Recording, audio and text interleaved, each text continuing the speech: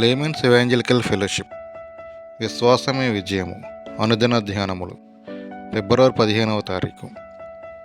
దేవుని వాగ్దానాలను భద్రపరచుట. నీవు బ్రతుకు దినములన్నిటిను ఏ మనుష్యుడును నీ ఎదుట నిలువలేక ఉండును.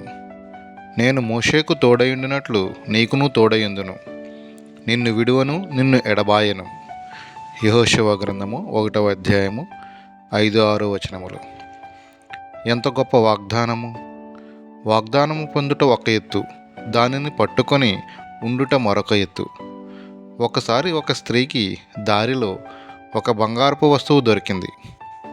దానిని ఎక్కడ ఉంచాలో తెలియక తన గుడిసె పైకప్పులో ఉంచినది. అంతకంటే సురక్షితమైన స్థలము ఆమెకు దొరకలేదు. గ్రామాలలో ప్రజలు ఉంగరాన్ని కొండలలో పెడతారు, కానీ దొంగలు వాటిని దోచేస్తారు. నీకివ్వబడిన వాగ్దానాలను ఎట్లు భద్రపరచాలో నీకు తెలుసా?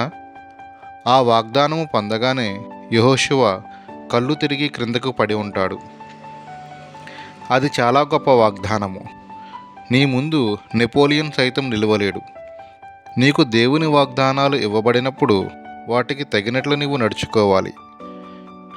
నీవు దేవుని వాక్యాన్ని ధ్యానించకపోతే నీవు దానిని పోగొట్టుకోవచ్చు. నీలో దేవుని వాక్యము నెరవేరదు. 20 సంవత్సరముల క్రితం నీవు వాగ్దానాలు పొందావు. అన్నింటినీ సాతాను దొంగిలించి వేసింది. అపజయం తప్ప నీకేమీ మిగలలేదు. నీ వాగ్దానాలు భద్రంగా ఉన్నాయా? నీ ఆత్మీయ జీవితము బాగుందా?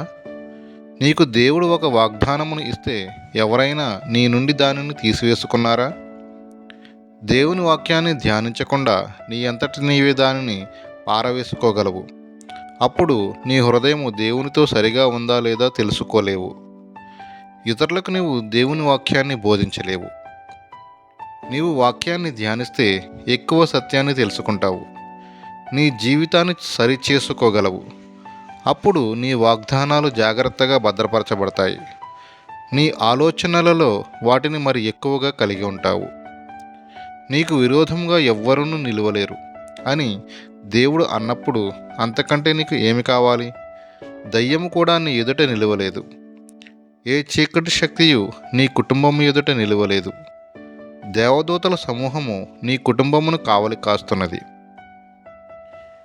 నీ వాగ్దానాల పట్ల జాగ్రత్తగా నున్నావా? నీ హృదయంలో అతి రహస్య స్థలమును తెరచి నీ వాగ్దానాలు అక్కడ భద్రంగా ఉండుట నీవు చూడగలవా? నీకు వాటి ప్రాముఖ్యత తెలుసా? అవి దేవుని వాగ్దానాలే అనే నిశ్చయత నీకు ఉన్నదా? యెహోషువ తన జీవితాంతము వరకు వాటిని కాపాడుకున్నాడు. అవి అతనికి చాలా ముఖ్యమైనవి. జాగ్రత్త, జాగ్రత్త! దేవుని వాగ్దానములు గొప్పవి. వాటితో దేనిని చేర్చకు. వాటి వెనుక పరలోకమంతా ఉంటుంది. ఎన్ దానియేలు గారు.